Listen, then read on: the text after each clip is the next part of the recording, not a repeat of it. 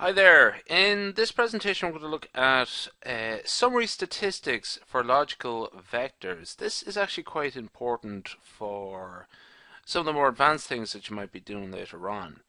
Just as a quick remark, what do I mean by logical vectors? Like, for example, Boolean vectors, Boolean values, true or false. So this is a sort of binary state, true or false, essentially. It's a different type of character type, or sorry, data type from strings or numeric. It essentially says true or false, Boolean values.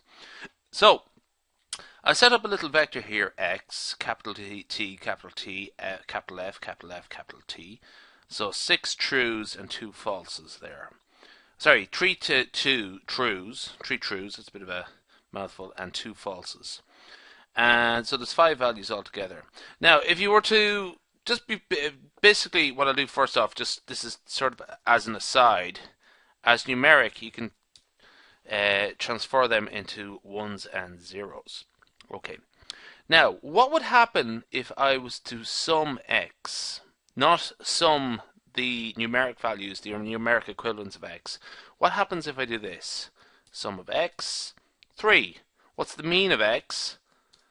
0.6. So there are 3 true values, and otherwise we could say that the there's a 60% of x of the values of x are true. That's what this means actually here.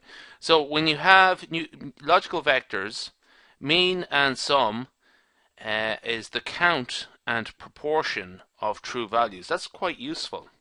So let's have a quick look at this. What I'm going to do here is I'm going to go to a data set called air quality. Okay, so let's close that down. And let's look at air quality. Okay, and the last, these are 153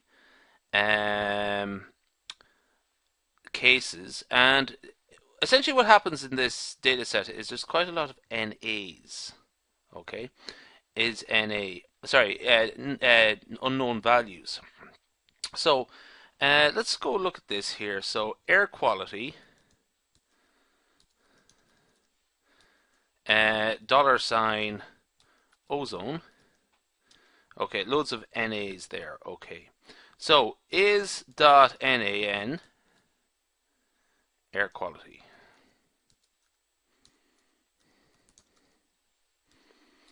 So what happens here is I am going to make a, oops, sorry, NA, there we go. How many, so essentially this is produces a logical vector here of how many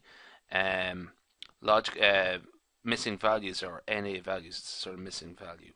So we have false and trues there is to sort of say, is it missing? So the first, let's say, 4 cases, it's not missing.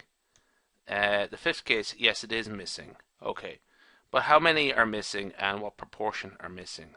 So what we could do here is we can go mean. So it's about 25% are missing, and or 24% just about, and the sum 37, as in 37 out of 153. Okay. Yep, there you go. So that's quite useful to know. Now, why would you need to know this? It seems sort of trivial. So in more complex data sets, let's use Iris here. And let's use the Iris data set. And what we'll do here is, first off, we'll actually get a summary of the Iris data set so you can sort of see what I mean. So there are 3 types of species of iris: setosa, versicolor, and virginica. Okay, so what we're going to do here is try a group by operation using the dplyr package. Okay, so that's what I'm sort of getting at here. And how many, let's say, are greater than, okay, we look at sepal length here. How many are greater than 6 in terms of sepal length? So first off, iris, sepal length. how many are greater than 6? How do we actually do that? So what we could do is iris sepal length greater than 6. What that does is it will return a logical vector, and the answer will be true if the particular case has a sepal length greater than 6. Okay, so there we have it there. How many of them are greater than 6? Let's go close that down. So how many of them?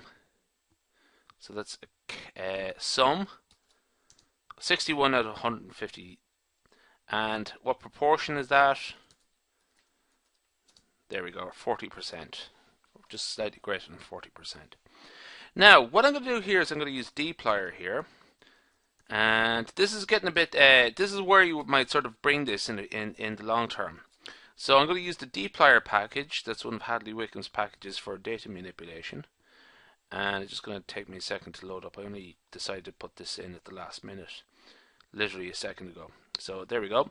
Now, what I'm going to do is I'm going to create iris by species. So iris by species. So what I'm going to do now is create a grouping structure of iris by species.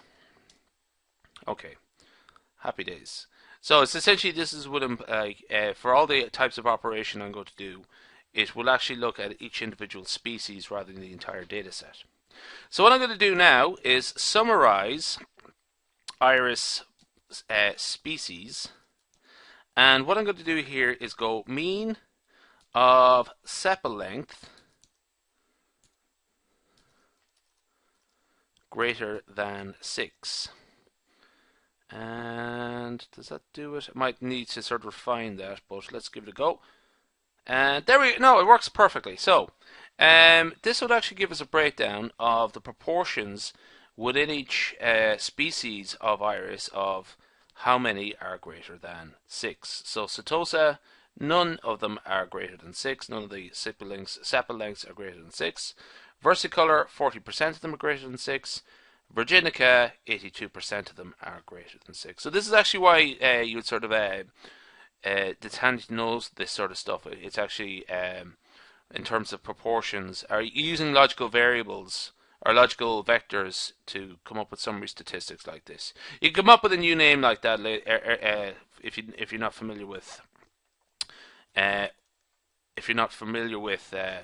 dplyr. So proportion over 6. Okay, pretty handy. It's all these little simple things, put them together and you come up with something quite powerful. Okay, we'll leave it there.